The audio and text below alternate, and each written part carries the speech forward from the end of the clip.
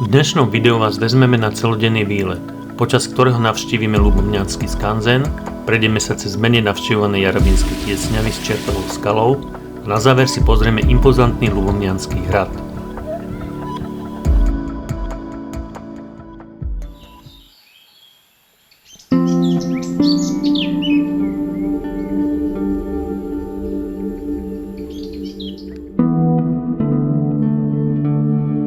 Našu cestu začíname kúsok za dedinkou Jarabina a vyberáme sa preskúmať Jarabínsky prílom, známy ako aj Jarabínske tiesňavy.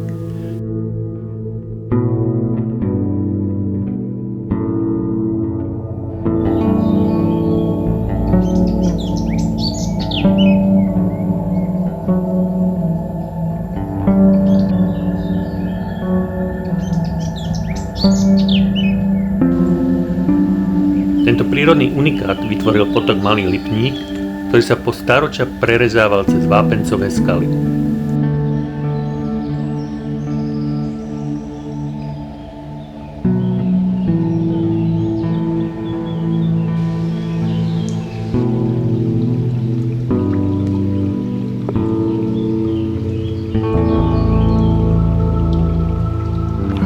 Prechádzame okolo hlbokých kamenných korít, ktoré vymodelovala voda.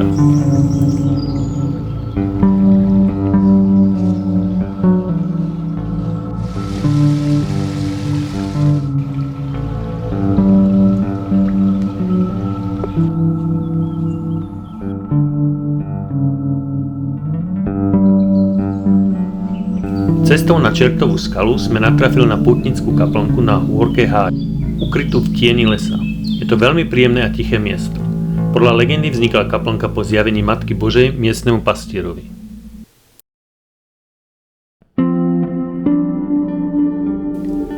Krajne kúsok nad touto kaplnkou dominuje Čertová skala. Je to obrovský skalný blok, ku ktorému sa viaže zaujímavá povesť o Čertovi, ktorý chcel na tomto mieste zhodiť balván. Výhľady zo skaly nám odhalili krásu okolitej krajiny z úplne inej perspektívy. Príroda nás nabila novou energiou a my sa presúvame len o pár kilometrov ďalej pod hradný kopec. Ocitli sme sa doslova v minulosti. Ľubovňanský skanzen nám umožňuje nahliadnúť priamo do života našich predkov. Absolútnou dominantou celého areálu je celodrevený grécko-katolický kostol svätého Michala Archaniela z roku 1766.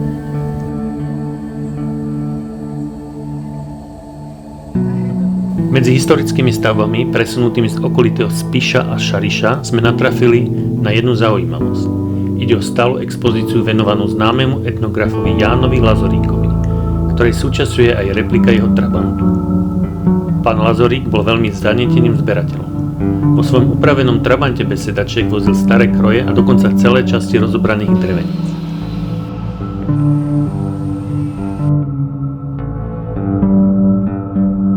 Ďalšou unikátnou technickou pamiatkou je historický vodný mlyn zo Sulín. Interiér mlyna doslova dýcha starým časom. Na vlastné oči tu vidíte celý dômyselný mechanizmus, prevodové a hnacie zariadenia, ako aj historickú valcovú stolicu. Mlyn mlel zrno pre celý kraj. Celý skanzen je zasadený do príjemného prírodného prostredia, ale nám sa už zrak presúva na hrad. Korunou nášho dnešného dňa je majestátny Ľubovňanský hrad, ktorý hrdo stráži okolitý kraj už od 13. storočia.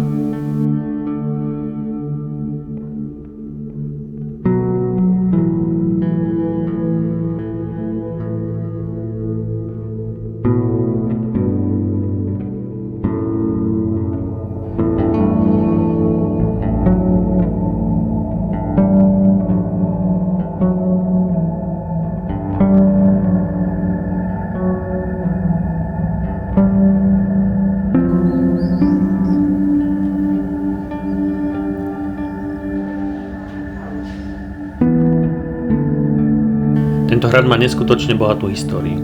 Stretávali sa tu králi a v minulosti tu dokonca ukrývali poľské korunovačné klenoty. My sme ho dnes prechodili naozaj skrz na skrz. Prešli sme rozsiahle nádvoria, navštívili zrekonštruovaný renesančný palác a vystúpili na hlavnú hradnú väžu, odkiaľ je skvostný výhľad na starú Ľubovňu aj skanzen pod nami.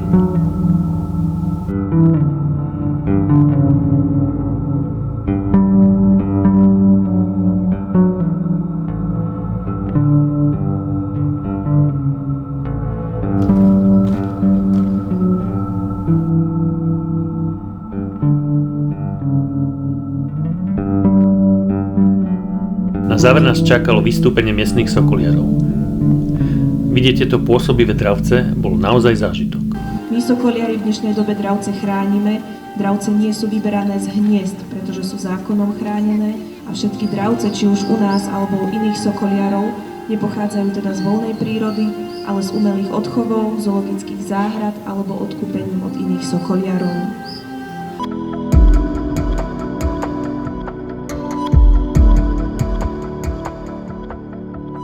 Vír skalný sa vo voľnej prírode živí ježkami. Ježko je hlasný, šuští, funí, robí rôzne zvuky a keďže sovy majú veľmi dobrý sluch, tak vír skalný toho ježka veľmi dobre počuje a ježko sa pohybuje za súmraku a za úsvitu. Je na to veľmi dobre prispôsobený svojimi nohami, ktoré sú veľmi silné a má na nich hrubú pokožku. Ježko tvorí až 90% potravy víra skalného.